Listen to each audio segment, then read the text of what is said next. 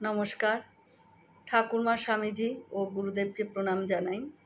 আজ দক্ষিণেশ্বরের কালীবাড়ির ১৭০তম প্রতিষ্ঠা দিবস।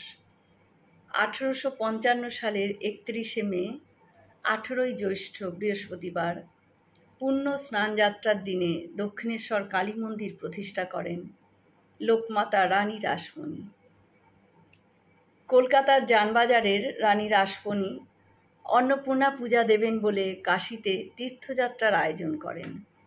২৪টি নৌকায় আত্মীয় স্বজন, দাস দাসী, রসদ সকলকে নিয়ে তিনি রওনা দেবেন বলে মনস্থির করেন। কিংবদন্তি অনুসারে যাত্রার পূর্ব রাত্রে রানী দেবী কালীর স্বপ্নাদর্শন পান। দেবী তাকে বলেন, কাশী যাওয়ার কোনো প্রয়োজন নেই, গঙ্গা তীরেই একটি নয়নাভিরাম মন্দিরে আমার মূর্তি প্রতিষ্ঠা করে পুজো করো। সেই মূর্তিতে আবির্ভূত হয়েই আমি পুজো গ্রহণ করব।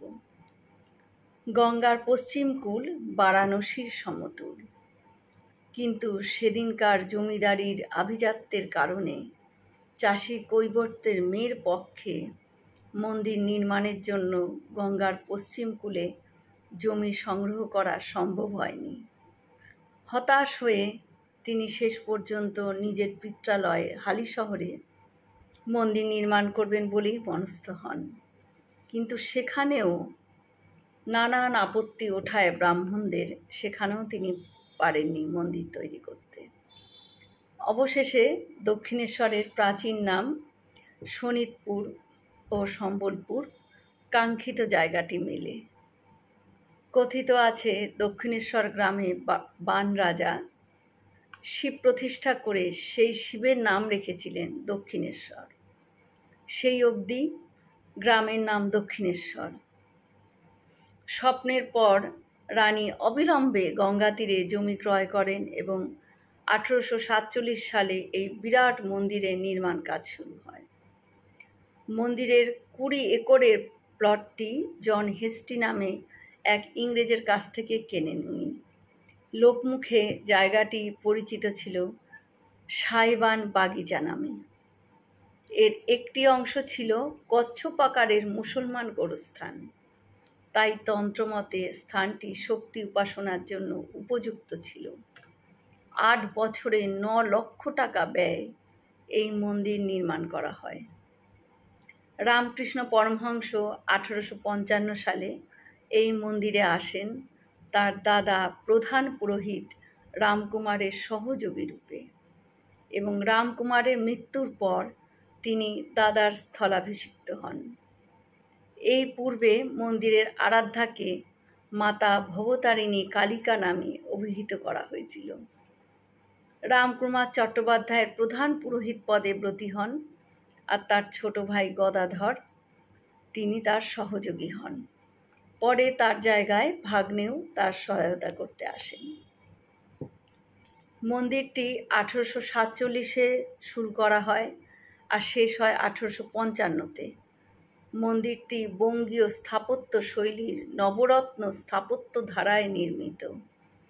মূল মন্দিরটি ৩ তালা, ওপরের ২টি তলে এর ৯টি চূড়া। মন্দির দক্ষিণমুখী, একটি উত্তোলিত দালানের ওপর গর্ভগৃহ স্থাপিত। এই দালানটি ৪৬ বর্গফুট প্রসারিত এবং ১০০ ফুট উঁচু।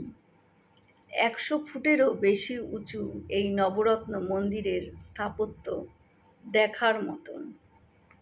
গর্ভগৃহে সহস্র পাপড়ির রৌপ্য পদ্মের ওপর শায়িত শিবের বুকে দেবী কালী দাঁড়িয়ে।